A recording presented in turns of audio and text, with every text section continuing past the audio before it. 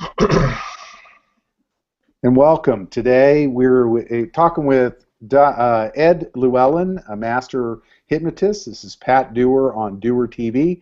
And today we're going to be talking about neurogastric band procedure. What does that mean? Well, a little bit about, everybody knows about gastric band procedure, or that bypass, or whatever they call that. Well, we wanted to show people that there really was good information out there on ways that you could actually get the benefit without the surgery. Now that may sound a little far-fetched, but that's why I've got Ed Llewellyn. He's a master hypnotist on the show today, and I know this is our second hangout. Ed, thanks so much for being on the show. Thank you, Pat. Looking forward to talking with you further about this.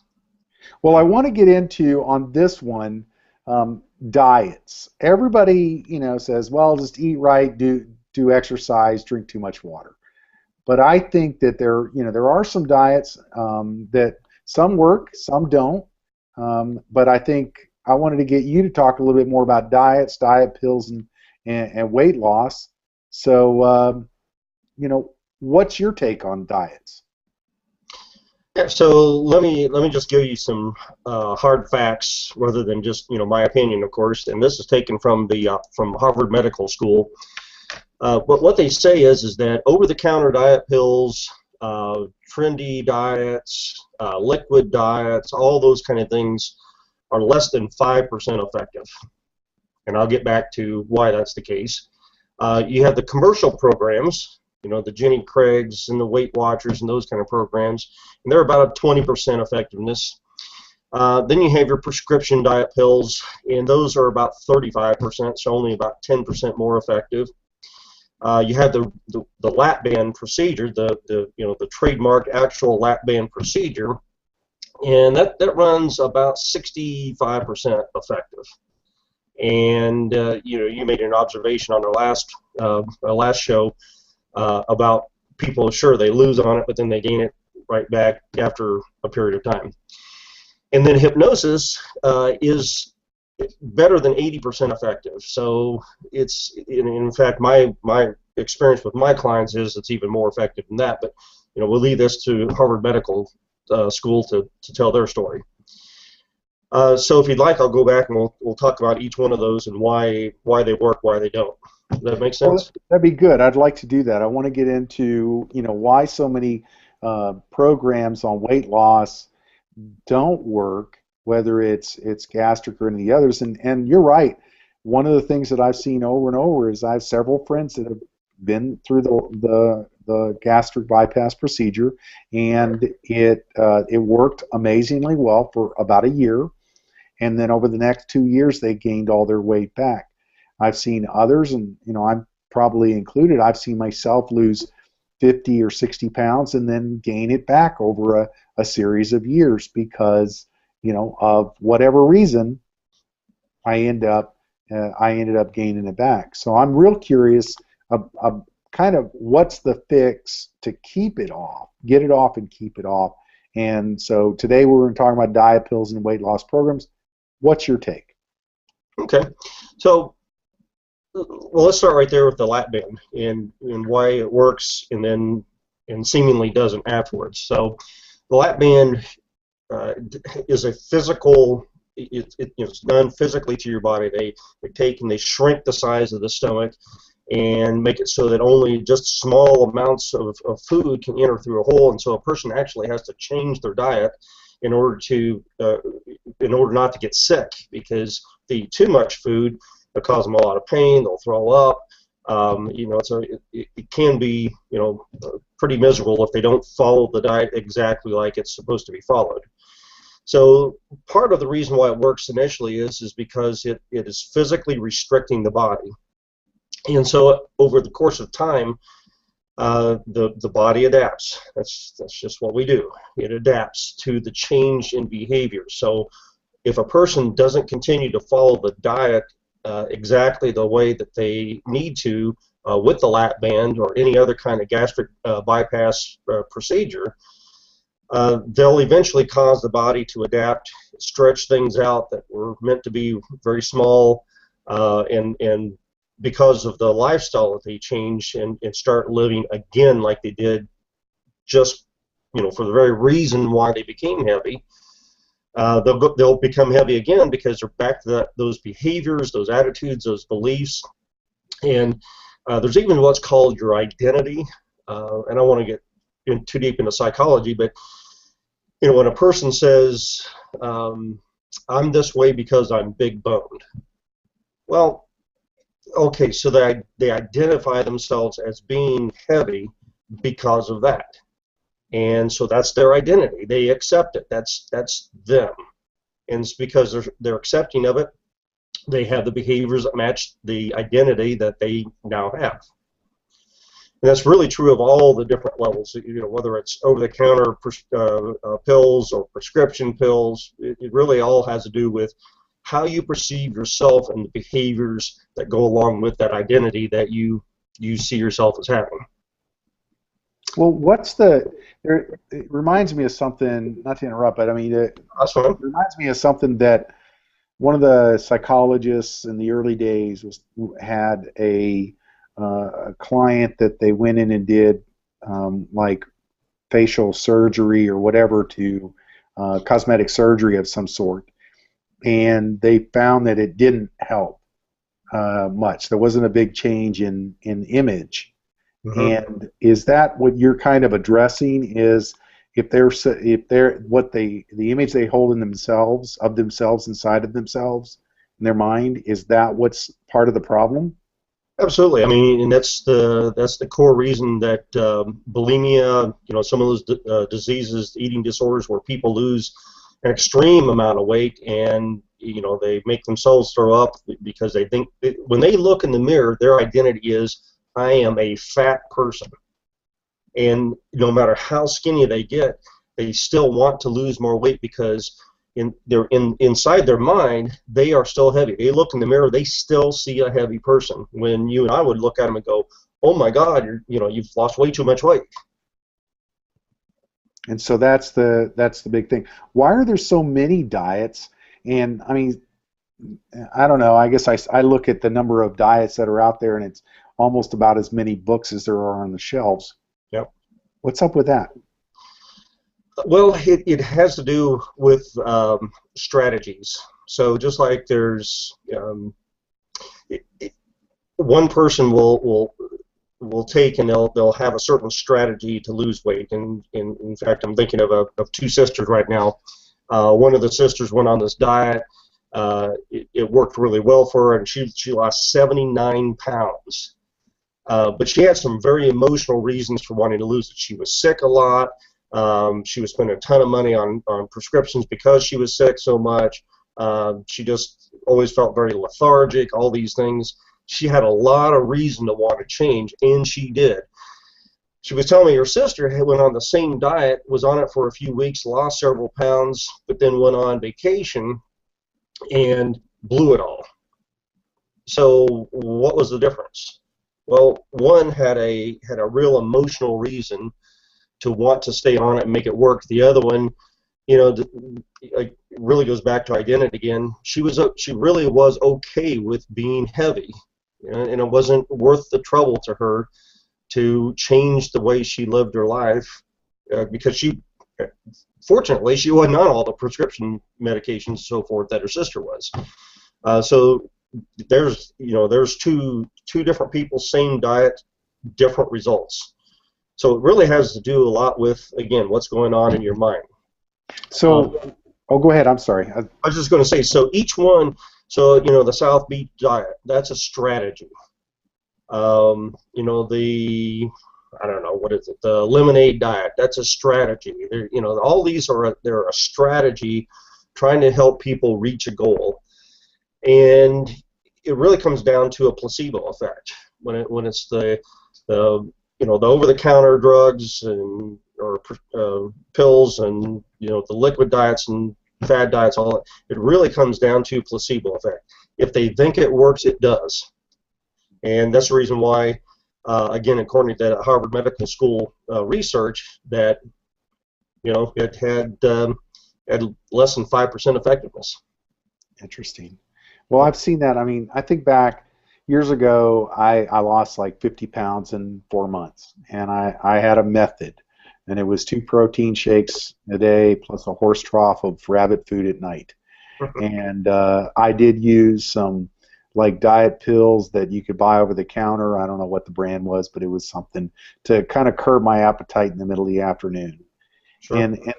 But then the other thing that I accompanied with that was, yes, I started working out little bit, 5 minutes a day, 6 minutes a day, 8 minutes a day, got up to where it was about 40 minutes a day, which was just trying to get that habit going, because I knew that your habits really make the biggest difference. And I'm hearing that from you, that your habits of eating make the biggest difference. And so, I lost that weight and I held it off for a while, and then, my life changed. I got married and I stopped eating, I started eating people food. I'm going to blame it, right? No, it was my fault. I stopped eating all this good stuff that I was, and I stopped working out like I was, and Yep. I gained 10 pounds a year. Well, are there any things that we can do that can begin to move us in the right direction? And maybe, are there any things we can do to move us in the right direction? Yeah, and you just hit it right on the head. I mean, in all the research I've done, doing exactly what you're talking about is what people need to do. They need to eat reasonably. Eat 6 small meals a day instead of 3 big ones like we've learned to do. Especially people that are our age. Not that we're old. But back in the day, I mean, that was a thing. You ate breakfast, you ate lunch, you ate dinner, and usually at a set time, at least in my household. Absolutely. You never called me late for dinner. That was for sure. That's right. That's right. So eating 6 small meals a day, eating the right foods, and by that I mean eating your proper amounts of protein, your vegetables, your fruits, so the proper carbohydrates. Because the natural carbohydrates, what's really odd, I've even heard some people tell me that, oh no, you don't eat strawberries or you don't eat this fruit or that fruit because it's got sugar in it.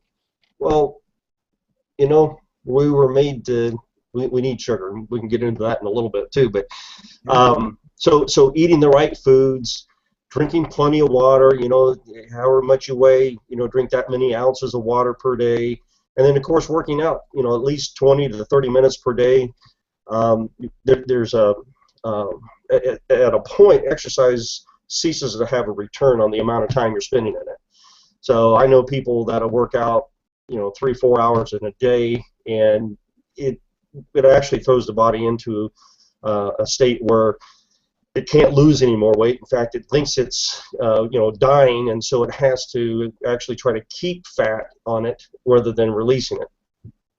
So everything in balance, and that's the thing that you learn as you get older is, balance in the right kind of foods, balance in exercise, balance in drinking water.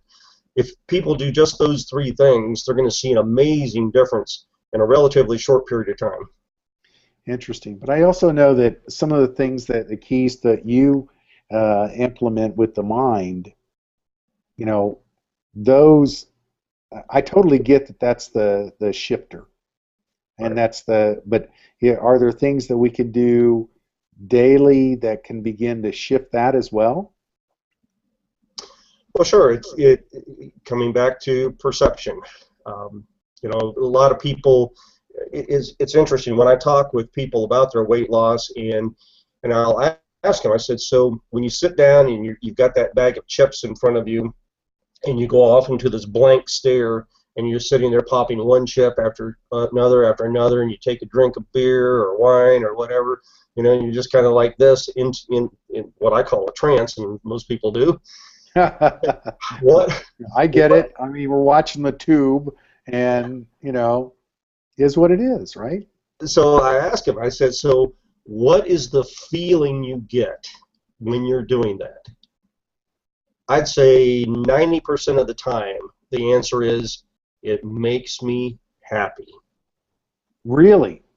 I don't know if it makes me happy or it just kind of is that that constant oral kind of fixation just to make it seem like there's activity. Well, but again, if you sit and really consider it, what you'll find is there's an emotion attached to it. It's comfort, it's happiness, it's satisfaction. There's something that's causing it to happen. Because again, what I'd like people to consider is, where do hunger pains come from? Well, ultimately the mind, I guess, wouldn't you say? Absolutely, because do you sit there and go, okay, it's about 4 o'clock and we have dinner at 5, so I should be having a hunger pain here in the next few minutes. No.